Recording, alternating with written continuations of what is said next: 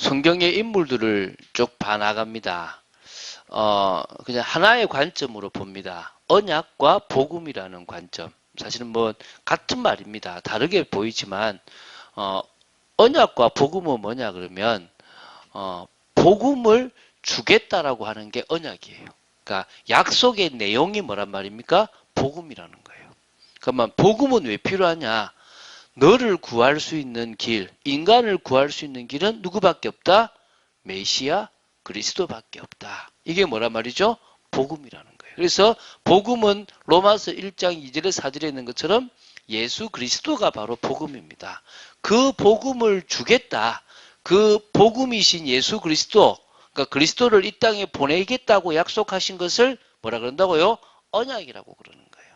근데 이 언약과 이 복음을 깨닫고 구원을 받고 하나님의 사람으로 쓰임받는 모든 과정들에 사실은 은혜가 필요하더라는 거죠. 뛰어나서 연구를 잘해서 뭔가 착해서 하나님 주신 것이 아니라 당신의 기준과 당신의 뜻에 따라서 하나님은 우리에게 뭘 주신다고요? 은혜를 주신다는 거예요. 그래서 우리가 은혜라는 단어를 참 많이 써요. 야, 네가 믿었던 건 은혜다. 야, 님 보니까 진짜 육신적인 은혜가 많네. 뭐 은혜란 단어를 참 많이 들어요. 네가 지금 은혜를 받아야 말씀이 들릴 건데 막 이런 얘기를 쓴단 말이에요. 그래서 은혜라는 단어를 우리가 좀 포괄적으로 써요. 전라도에서 포괄적으로 쓰는 단어가 있죠. 뭐 있습니까? 거시기 있지 않습니까? 이거는 뭐 거의 뭐 거시기라는 게 너무나 많아서 그 거시기가 어떤 거시기인지 잘 모르잖아요. 그처럼 은혜도 사실은 몇 가지 의미가 있어요. 제가 오늘 이불 네 가지를 다 적어봤는데 저는 보니까 이 네 가지 정도로 은혜를 구분할 수 있겠더라고요. 첫 번째가 뭐냐면 불신자에게 하나님이 주시는 은혜가 있어요. 이걸 구원받는 은혜라 그래요. 그러니까 다시 말하면 우리가 구원받아서 하나님의 뜻을 이루고 하나님의 사람으로 갈 때는 나의 노력이 필요한 거예요. 그런데 구원을 얻을 때는 우리의 노력이 전혀 필요 없는 전적인 하나님의 뭐라 그러죠? 은혜라고 얘기를 하는 거예요. 그것에서 첫 번째 은혜가 뭐냐? 구원받는 은혜라는 거죠. 그냥 믿어져요. 그냥 받아들여진다는 거예요. 많은 사람들은 무슨 소리 하냐? 미친 소리 하지 마라. 십자가처럼 미련해 보이는 게 어디 있냐라고 얘기하는데 은혜를 받은 사람들은 나를 위해서 죽으신 십자가 이게 믿어지는 거예요. 그 예로 누가 있냐 그러면 여러분 그 이승만 전 대통령 이승만 전 대통령에 대해서 우리나라 지금 국민들의 좋게 말하는 사람이 있고 나쁘게 말하는 사람들이 있습니다. 그분의 정치 이익을 얘기하는 게 아니고 그분에게 하나님이 구원의 은혜를 주신 이야기를 좀 할게요. 이 선교사님이 사실은 뭡니까? 그러니까 이승만 전 대통령이 선교사로부터 복음을 받았어요. 복음을 받았는데 그때는 처음 들었을 때 뭐라 그러냐면요. 아무 말 안 하고 집에 가갖고 뭐라 그랬냐면 어머니한테 천하의 사기꾼들이 선교사들인갑다. 이렇게 얘기를 한 거예요. 어머니가 왜? 했더만은 세상에 2000년 전에 저 이스라엘에서 죽은 예수가 나 때문에 죽었답니다. 그 말도 안 되는 소리가 어디 있습니까? 이렇게 얘기를 한 거예요. 맞잖아요. 그죠? 틀린 말이 아니잖아요. 그죠? 이제 그렇게 예수님에 대해서 이렇게 전혀 부정하던 그가 어디서요? 감옥에서. 그것도 한성 감옥에서 아무것도 할 수 없을 때 그렇게 옆에서 바라고 했던 성경책을 이제 보게 되는 거예요. 내가 할 수 없는 게 많구나를 깨닫고 그 성경책을 해봤자 지금처럼 66권이 된 것이 아니라 쪽복음이겠죠. 마가복음이든지 성경책이 있겠죠. 그 성경책을 보는데요.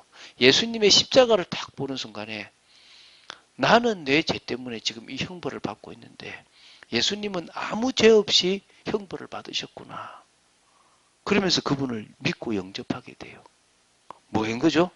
구원의 은혜가 그에게 임한 거란 겁니다. 할렐루야. 오늘 이 자리에 진정으로 예배드릴 수 있는 사람은 누구다?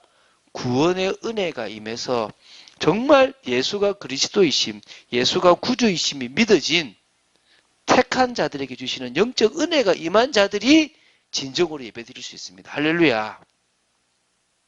그런 의미에서요, 이 구원받는 은혜를 받는 사람은 참 복입니다.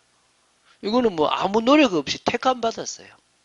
이 성은 받은 것처럼 하나님의 은혜를 받은 사람들입니다.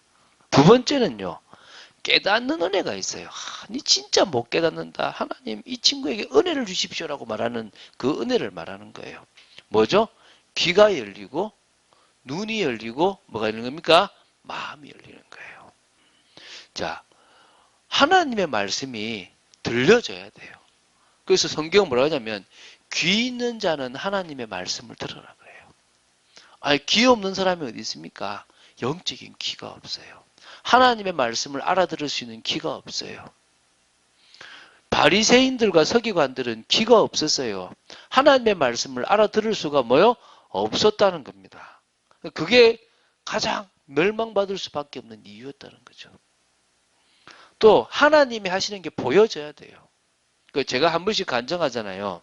저 함양 쪽에 어느 이제 중학생이, 여중학생이 생긴 거는 이제 초등학생처럼 생긴 이제 중학생이 해외를 가려고 여권 사진을 찍으러 사진관에 간 거예요. 근데 가기 전에 사진관 아저씨한테 복음 전해야지. 사진을 탁 찍고 나서 뭐요? 전도지를 탁 주면서 이렇게 이제 그 계산하면서 아저씨 행복하세요? 물은 거예요. 근데 아저씨 나이가 한 이제 60 다 돼가는 50 한 중반 넘은 분인 거예요. 그러니까 조만한 초등학생처럼 보이는 애가 자기 보고 행복하냐고 물으니까 얼마나 우습습니까? 네가 행복을 아냐? 보통 같으면은 되게 이제 긴장했을 건데 그날 다 담대하게 저 알아요 하면서 자기 집안 간증을 한 거예요.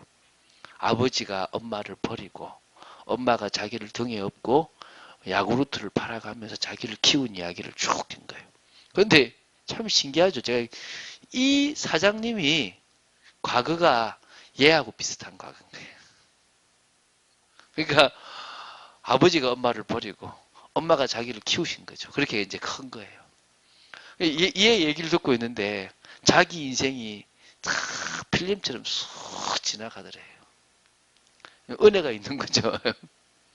그렇죠. 이분은 제가 볼 때 두 가지가 다 있는 겁니다. 구원받는 은혜가 있으려고 하니까 귀도 열리고 눈도 열려가지고 이 친구가 하는 이야기가 들린 거 아닙니까?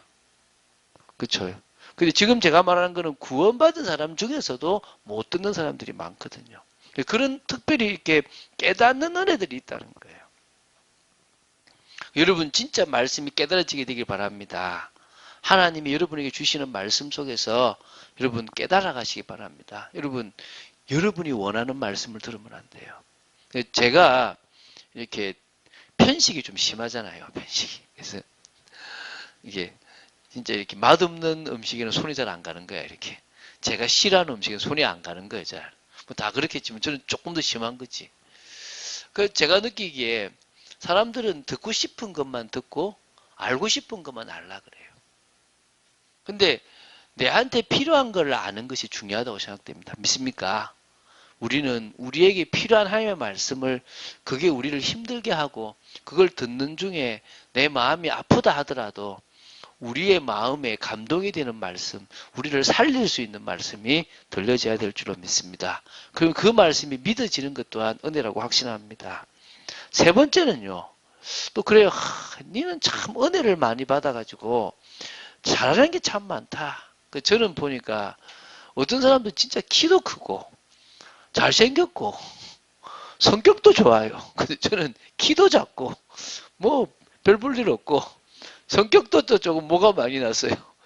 어이 참 저런 은혜를 받았을까. 저는 우리 박 목사님 처음 봤을 때 참 이렇게 얼굴이 참 이렇게 편안하게 생겼더라고요. 그래서 제가 참 보면서 난 내가 저런 얼굴 됐으면 참 좋았을 건데 이 생각을 참 많이 했거든요. 이렇게 저는 되게 이렇게 보면은 칸출하게 생겼지 않습니까? 그래서 이렇게 참 이게 그런 어떤 사람은 참 뭐 이렇게 뭐 재능들 뭐 좀 전문의 그런 은혜들을 받은 육신적인 축복의 은혜를 받은 사람들도 있어요. 다시 뭐 오력이라고 보면 되겠죠. 영력, 뭐 지력, 재력, 경제력, 인력, 세상을 살아가는데 필요한 그런 것들을 또 받아 누리는 사람들도 있더라고요. 믿습니까? 뭐 그런 것도 제가 볼 때는 참 은혜다. 하나님 주신 은혜다. 일반 은총이라 그러죠. 일반 은총들도 있는 거예요. 근데 네 번째는요, 제가 받고 싶고 또 하나님께서 주실 거라고 믿는 은혜인데, 언약 성취할 전도자에게 주시는, 또 정말 목회자에게, 특히 뭐 평신도라도 제자에게 주시는 그런 은혜가 있습니다. 우리가 언약적 축복이라고 얘기하죠. 이 시대를 살릴 만큼, 이 시대를 변화시킬 만큼의 축복과 은혜가 임하는 겁니다. 저는 오늘 이 얘기를 서론에 꺼낸 것은 요셉을 보니까 하나님께서 이런 은혜들을 다 주신 인물이라고 보여요. 하나님께서 구원받는 은혜, 깨닫는 은혜, 또 지혜와 명철과 또 여러 재능들을 육신적인 축복의 은혜뿐만 아니라 전도자에게만 주신 은혜까지 하나님은 다 허락하셨다고 보이는 겁니다. 할렐루야. 오늘 그 얘기를 한번 나누면서 우리에게도 주신 은혜입니다. 우리가 더 방향 맞출 때 더 많은 또 축복과 은혜가 임할 줄로 믿습니다. 그래서 오늘 제목은 뭐냐? 언약 안에서 꿈을 꾼 요셉입니다. 다시 말하면 언약 안에서 꿈을 깨닫게 된, 또 꿈을 또 이렇게 가지게 된 그런 요셉. 꼭 이렇게 뭐 밤에 꾸는 꿈을 말하는 것이 아니라 그러니까 세상 말로 비전이 될 수 있고 하고 싶은 일이 될 수도 있는 우리 말은 희망상, 뭐 장래 희망 이런 것일 수도 있는데, 이게 육신적인 난 이거 하고 싶어, 난 이런 돈을 벌고 싶어 이런 개념이 아니라 하나님께서 처음부터 계획하시고 주신 그런 귀한 꿈이 꾸어지게 되기를 바랍니다. 자, 이 요셉이 어떤 사람이었냐 그러면 외로움 속에서 은혜를 받은 사람이라고 저는 봅니다. 요셉이. 이게 무슨 말이냐 그러면 사실은 아버지의 사랑은 가장 많이 받은 사람이에요. 12명의 아들 중에서 요셉만큼 사랑을 많이 받은 사람이 없다는 겁니다. 왜냐하면 이 아버지가 가장 사랑했던 여자가 자신의 어머니였던 라헬이었다는 거예요. 그래서 이 라헬은 다시 말하면 남편은 야곱으로부터 많은 사랑을 받았고, 그 라헬이 자식을 못 낳다가 11번째로 낳은, 다시 말하면 자신한테는 11번째로 낳은 아들이고, 라헬에게는 처음 아들이니까 이 야곱에게는 너무나 귀한 아들. 그래서 다른 아들보다 더 사랑한다고 3절에 이야기를 합니다. 그래서 그를 위하여 채색 옷을 지어 입히고 그를 특별히 사랑했던 그런 부분들이 성경에 많이 나오거든요. 그래서 형들보다 더 사랑을 받았고 형들보다 더 인정도 받았고 누구보다도 더 당당할 수 있었던 인물이 요셉인 거죠. 그런데 그런 요셉이 뭐 했단 말입니까? 누구보다도 외로웠다는 거예요. 왜 외로웠냐? 어릴 때 어머니를 잃었어요. 어릴 때 어머니를 잃었는데, 다시 말하면 어머니 라헬이 동생 베냐민을 바로 낳자마자 죽어버린 겁니다. 뭐 학자들은 드라빔이라는 우상을 가져왔기 때문에 또 저기 누굽니까? 좀 남편이 그 외삼촌의 그 우상을 가져온 사람이 있으면 반드시 죽을 거다라고 해서 죽었지 않았나라고 하는 사람들도 있는데, 어쨌든 이 라헬이 일찍 죽었기 때문에 이 어머니 없는 그 어릴 때부터 어머니의 사랑을 상당히 그리워할 수밖에 없는, 그래서 다 가졌지만 외로운 그런 사람입니다. 제가 이렇게 사역을 하면서 상담을 참 많이 하잖아요. 어머니의 사랑을 받은 사람들은 되게 이렇게 편안하고 자신감이 있어요. 그 사람들이 저보고 되게 교만하다 그래요. 제가 되게 어릴 때 교만했거든요. 제가 중학교 1학년 때 제가 키를 이렇게 앞에 1, 2번을 다퉜다 아닙니까? 그쵸? 제가 그 성적으로는 1, 2등을 못했는데 항상 키로는 1, 2등을 했거든요.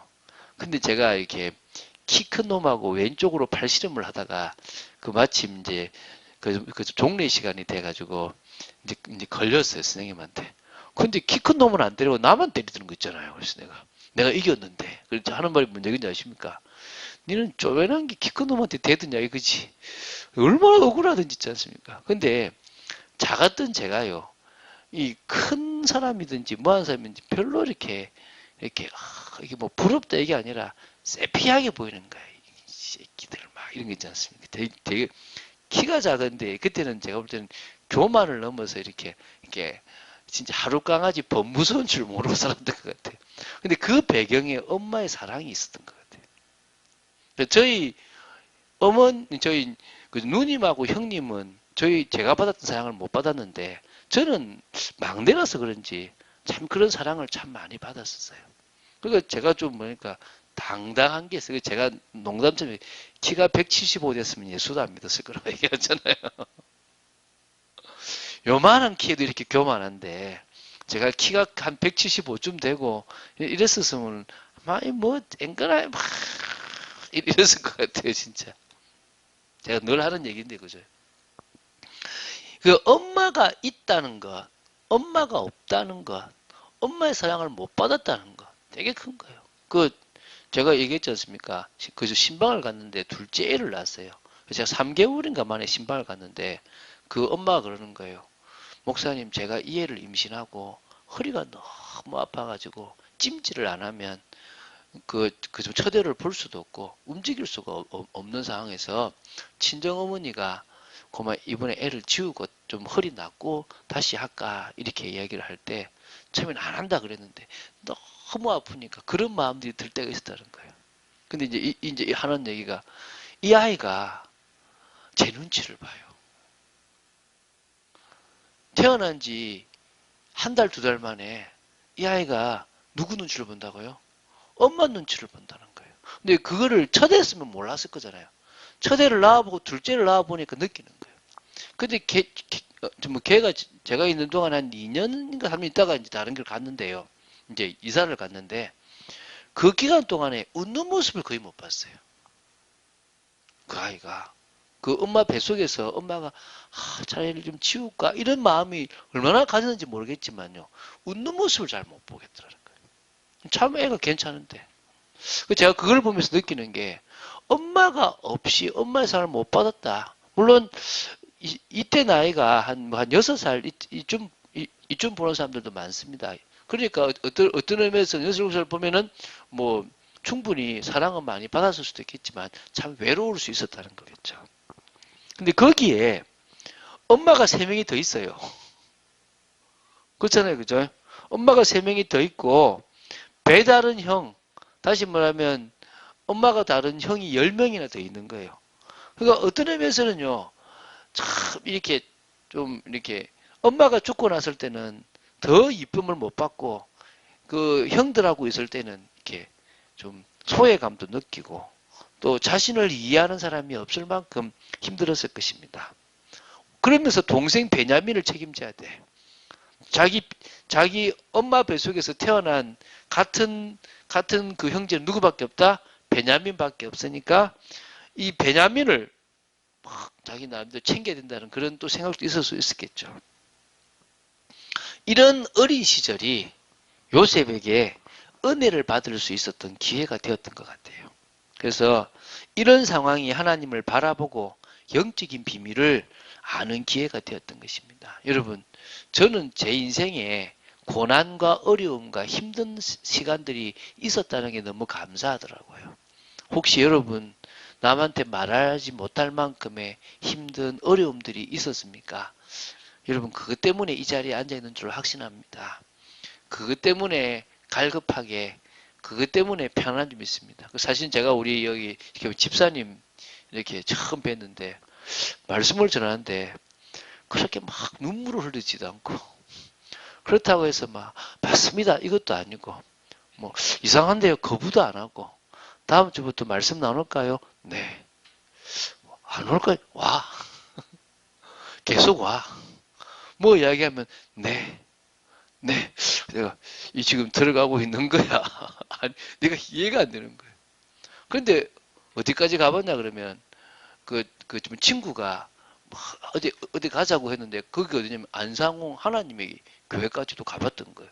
근데 가서 듣는데 이거는 아닌 것 같아서 이제 나오기도 했다고 하던데 어떤 의미에서 참 예비되니까 정말 갈급하고 준비되니까 너무 쉽게 뭐 갈등도 없이요.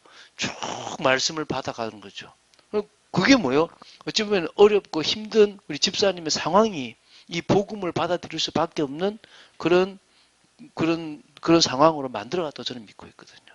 그래서 이 요셉이 그런 참 그죠. 그래서 어떤 의미에서는 어머니를 데려감으로 말미암아 드라빔이라는 우상의 영향 속에서 벗어나게도 해주셨던 게 감사한 거고요. 또 아버지의 사랑을 받으면서 그 아버지가 해주는 하나님에 대한 지식, 또 영적 비밀에 대한 여러 가지를 전달받았을 것입니다. 그래서 뒤에 나오겠지만 아브라함 가문을 향한 메시지, 이 좀 중요합니다. 아브라함 가문을 향한 메시지가 다른 형제들보다 더 구체적이고 사실적으로 들려졌다는 거죠. 몇 세의 나이에요? 17세의 나이. 여러분, 이 사람보다 더 빠른 사람들 많아요. 뭐 늦은 사람도 많지만 여러분, 저는 그 허드슨 테일러, 그 중국인의 아버지라고 그러잖아요. 사실 아버지가 약사였고 약방을 하고 있고요. 어머니가 참 기도 사람인데 뱃속에 있을 때부터 사실은 하나님 앞에 서원을 했던, 그것도 할 수 있으면 중국을 놓고 기도했던 그런 부분이 있는데 5살 때요. 동생들 나누고 막 설교도 하고 그랬어요. 근데 5살 때 하나님, 저는 앞으로 선교사가 되겠습니다. 선교사가 되면 중국을 살리겠습니다. 이랬던 사람이에요. 물론 12살 때 거의 불신자처럼 살았어요. 그러다가 어느 날 하나님의 은혜로 믿게 되고 20대의 청년이 선교사가 돼서 저 중국을 가게 돼서 중국인의 아버지라고 불릴 만큼 그런 귀한 생을 했거든요. 어떤 의미에서는 하나님이 처음부터 그에게 그런 귀한 꿈을 허락하셨다고 믿습니다. 근데 17세의 나이만 해도요, 참 어떤 의미에서는 젊은 나이다. 참 어찌 보면 어린 나이다라고 볼 수 있겠죠. 그죠? 제가 오늘 이 얘기를 통해서 나중에 결론적으로 하겠지만 저 인생을 되돌아볼 때 제가 전기공학과를 나왔잖아요. 제가 전기공학과를 왜 들어갔냐? 제가 몇 번 얘기했지 않습니까? 밥 굶지 않겠더라고. 그러니까 뭐 꿈, 비전 뭐 이런 걸 통해서 정한 게 아니라 먹고 사는 직업 중에서 가장 무난한 직업이 전기쟁이면 되겠다 이 생각이 들었어요. 전기공학과를 갔거든요. 어쩌면 참 안타깝잖아요. 그러고 나서 제가 복음을 알고 은혜를 받으면서 언약 속에서 제 꿈을 보니까 하나님이 처음부터 저를 목회자로 준비를 시키셨더라는 거죠. 그래서 우리가 이제 결론적으로 나중에 볼 게 우리를 향한 하나님의 꿈과 계획이 뭔지를 우리가 우리 인생을 되돌아보면서 볼 수 있다면 내 나이가 50이든 60이든 내 나이가 30이든 40이든 그게 중요한 게 아니라는 것입니다. 그 1, 2년을 살아도 하나님의 뜻을 이루고 하나님의 언약을 이루는 축복된 인생을 산다면 세상 사람들이 말하는 정말 잘 살았다 생각하는 40년, 50년 인생보다 낫다고 생각되는 겁니다. 믿습니까? 그래서 지금 여러분의 나이, 환경, 남은 시간 아무렇지 중요치 않습니다. 내가 언약 속에서 하나님이 나를 향한 계획이 무엇인가를 깨달을 수 있기만 하면 끝난다는 거죠. 자, 가문을 향한 언약 안에서 꿈을 꾸게 된 요셉인데요. 자, 아브라함 가문에 주신 언약을 붙잡았다는 거예요. 제가 지금 이렇게 쭉 한 4가지로 이제 제가 기록을 해놨죠. 창세기 3장 15절, 창세기 4장 4절, 창세기 6장 14절. 이거는요, 아담을 통해서부터 계속 쭉 내려가서 아브라함에게까지 전달됐던 시대의 중요한 언약입니다. 믿습니까? 여자의 후손이 올 거다. 근데 양처럼 피를 흘리게 될 것이다. 피제사를 말하죠. 그죠? 그리고 방주처럼 들어가면 사는 것처럼 믿으면 살게 된다는 그런 언약, 시대마다의 언약을 하나님은 허락해 주셨습니다. 그러는 중에 자신의 요셉의 입장으로 봤을 때 증조 할아버지 누구죠? 아브라함. 이 증조 할아버지 아브라함이 하나님으로부터 부름을 받을 때 받았던 언약이 창세기 몇 장입니까? 12장이라는 겁니다.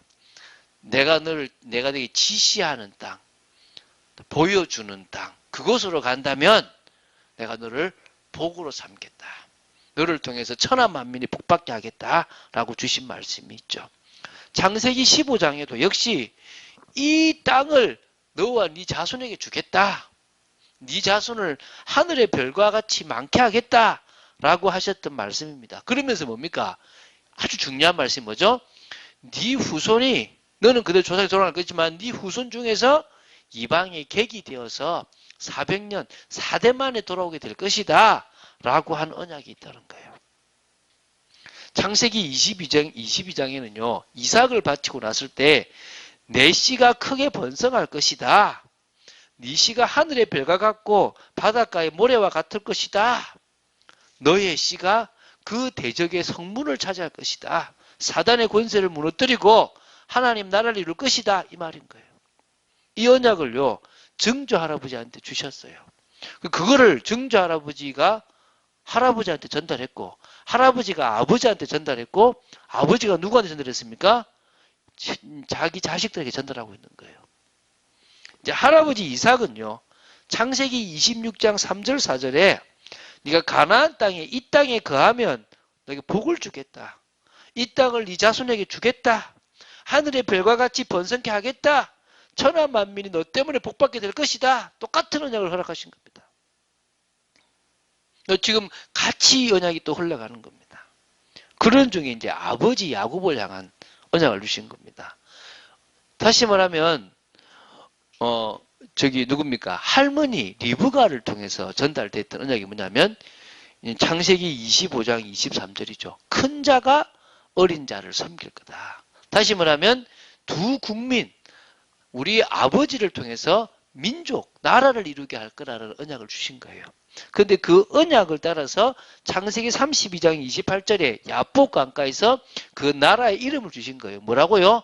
이스라엘이다. 뭐가 아니다? 야곱이 아니고 하나님과 사람과 더불어 싸워서 이겼다라고 하는 이스라엘을 주신 거죠. 35장에요. 이 세겜에서 디나 사건 이후에 어디로 올라갑니까? 베델로 올라가서 다시 제사를 드릴 때 주셨던 창세기 35장 10절 13절은 중요하죠. 다시 야곱이라 하지 말고 뭐라 그런다고요? 이스라엘이라. 생육하게 할 거고 번성하게 할 것이고 한 나라를 이루게 할 것이다. 왕들이 너의 허리에서 나올 것이다. 그리고 이 땅을 네 후손에게 주겠다. 라고 언약을 또 주신 거예요. 자, 지금 같은 얘기를 계속 같이 하고 있잖아요. 그럼 뭐죠? 이 땅은 우리 땅이야. 이 땅은 우리가 앞으로 유업으로 누리고 응답으로 누릴 땅이에요. 근데 언제? 창세기 15장이 성취돼야. 창세기 15장이라는 말은 뭐죠? 다른 나라를 갔다가 와야 되는 거예요. 여러분 지금 37장 2절에요. 이렇게 나와요. 37장 2절에 우리 오늘 봤던 본문의 시작이죠. 야곱의 뭐라고요? 족보는 이러하니라 이렇게 나오죠. 이 번역보다는 저는 앞에 개역 한글, 그러니까 개역 한글 번역이 더 좋다고 생각돼요. 야곱의 약전은 이러하니라 나와요. 야곱의 대략 이야기는 이러하니라 하면서 요셉이 17세의 소년으로 이렇게 나와요. 그럼 지금 누구 얘기를 하고 있는 겁니까?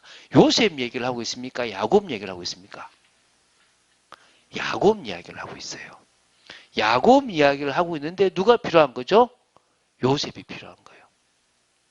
자, 우리가 지난주에 봤던 38장 누구 얘기죠? 유다. 이것도 야곱 이야기인 거예요. 그러니까 순서가 맞는 거야. 야곱 이야기를 하는데 그 야곱의 그 때에 어디로 갈 겁니까? 우리는 알고 있죠. 애굽으로 갈 거라는 거예요. 애굽으로 가는데 가장 큰 역할을 감당할 사람이 누구라는 거죠? 요셉이라는 거예요. 근데 이 요셉이 가장 중요하게 감당해야 될 인물은 야곱의 아들들 중에서 누구란 말입니까? 유다와 다말 사이에서 태어날 베레스라는 거예요.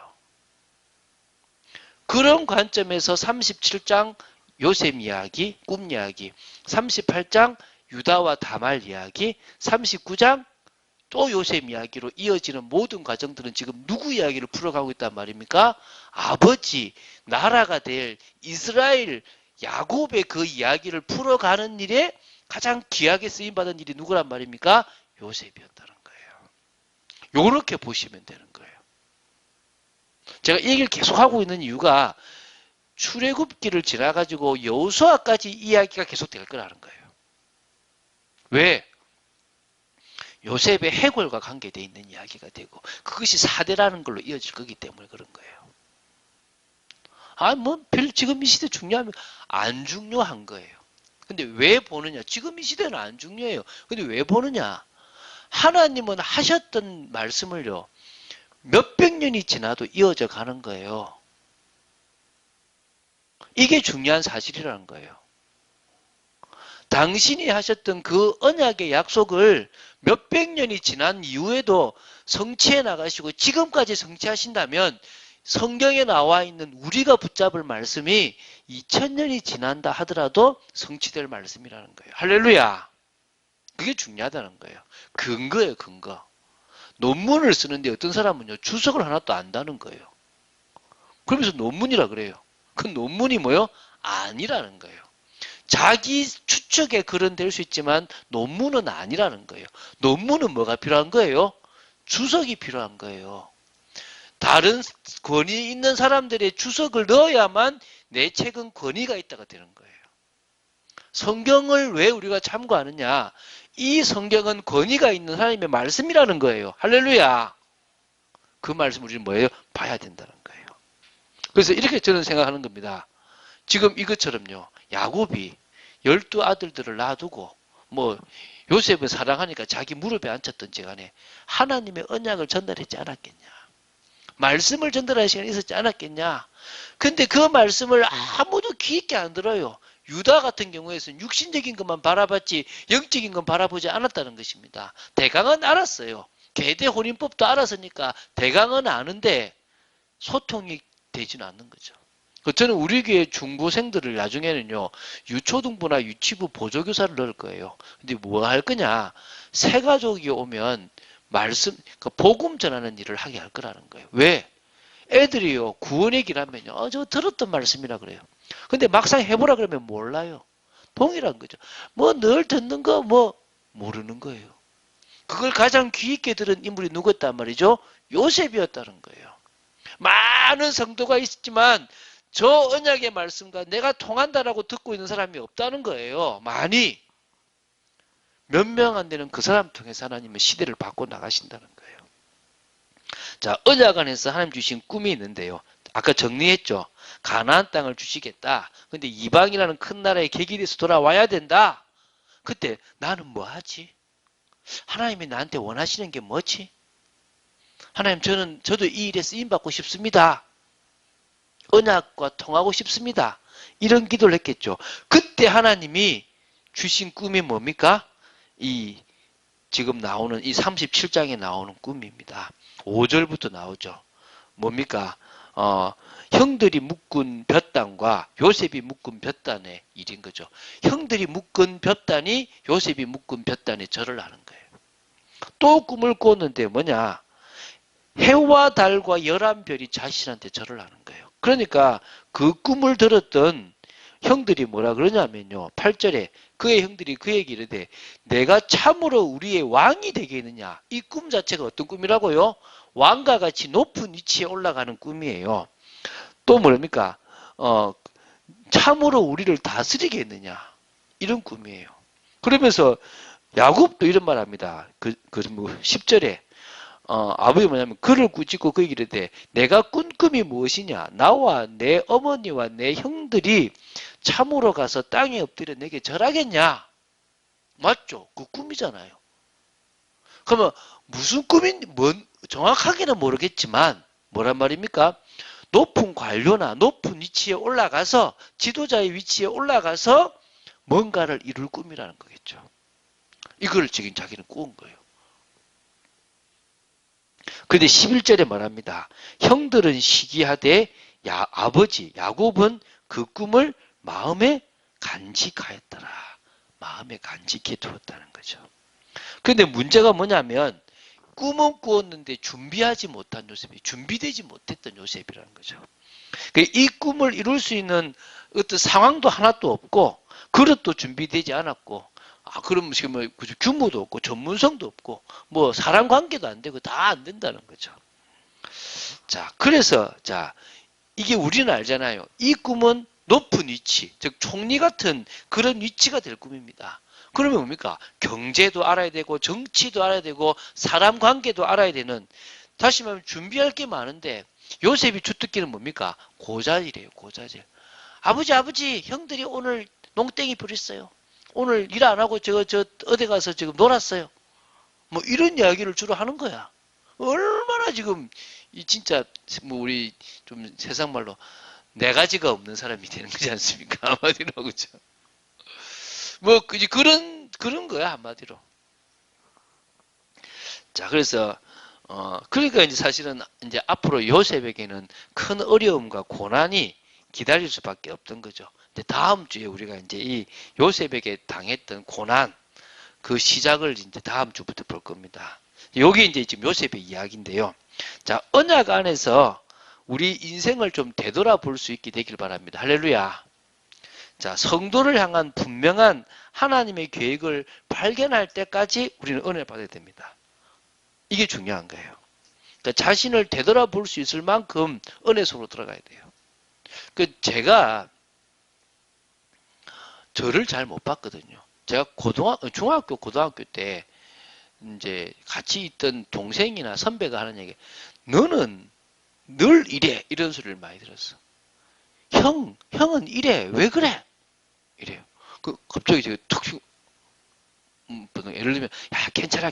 이러면, 형은 괜찮을지 모르지만 안 괜찮아. 막 이런 얘기를 하는 거죠. 난 몰랐던 얘기예요. 제가 이제, 야, 너는 이래. 그러면, 나 알아. 이러는 거예요. 중요한 거는요, 얘는 아는데 못 고쳐. 나는 몰라서 못 고쳐. 저는 제가 얼마나 성질이 더럽냐 그러면요, 안 떠나 머리에. 그때부터 그 말이 안 떠나. 언제까지 안 떠났냐? 그걸 고칠 때까지 안 떠나. 지나고 나면 저는 고쳐요. 몰라서 못 고친 거야. 제가 옛날에 음치였거든요. 왜 음치냐? 내가 부르는 소리를 내가 못 들어. 제가 얼마나 자신이 있었느냐? 틀리게 부르는 소리를 아주 자신있게 불렀다니까요. 제가 전에 했던 교회도 덩치 큰 사람이 노래를 부르는데 자신이 없어 아주 작게 불러요. 저는 그렇게 안 불러. 크게 불렀거든요. 다 웃어. 키키키키. 근데요, 그러면 나중에 들려, 어느 순간에. 제 소리 제가 딱 들렸거든요. 그래서 제가 그때부터 이 틀리게 부르고 있다가 들리는 거야. 제 인생에 틀리게 살아가고 있다가 보이기 시작한 거예요. 이게 언제 보이느냐? 은혜를 받다 보니까 보이더라는 거예요. 할렐루야. 아니면 안 보이고 안 깨달아지는 거예요. 여러분, 그래서 은혜 속으로 들어가시기 바랍니다. 여러분이 생각했던 꿈, 여러분이 하고 싶었던 거 생각하면 안 돼요. 제가 얘기하잖아요. 제가 생각했던 인생, 제가 생각했던 어떤 여성상 이런 거 생각하면요, 저는 아마 이렇게 피말라 죽을 인생이 됐을 것 같아요.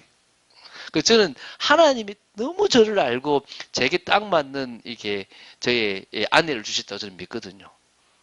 저는 그게 제한테 주신 축복. 근데 제가 바랬던 인생이냐? 그렇지만은 않아요.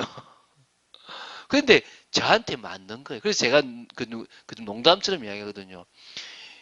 내 입이 원하는 걸 먹으면 안 되고 내 몸이 원하는 걸 먹어야 된다 그래요.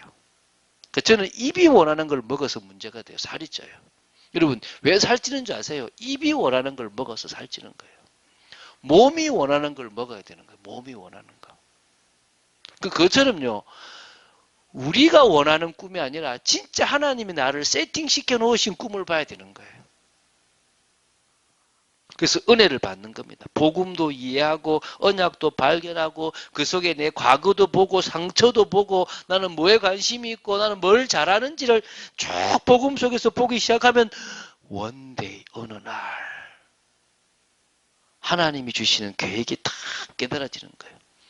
이렇게 나를 준비시키셨군요가 깨달아지는 거예요. 그래서 저는 그래 보니까 목회자들하는 거예요. 하나님 주신 꿈과 사명 속에서 자신이 발견되면 되는데 그게 저는 목회자였다는 거예요. 하나님 그렇게 준비시켜 나오셨더라는 거예요. 여러분도 여러분 자신을 보게 될 겁니다. 언약과 통하는 인생이 되게 하실 겁니다. 하나님의 계획 속에 있는 인생이 되게 하실 겁니다. 그때까지 은혜 받으세요. 조급하지 마세요. 저는요, 어릴 때보다는요, 나이 들더라도 제대로 깨달아서 살아가는 몇 년의 인생이 아무 생각 없이 열심히 교회 다니며 살아가는 30년, 40년생보다 낫다고 확신합니다. 믿습니까? 소망 가지세요. 하나님이 역사하면요.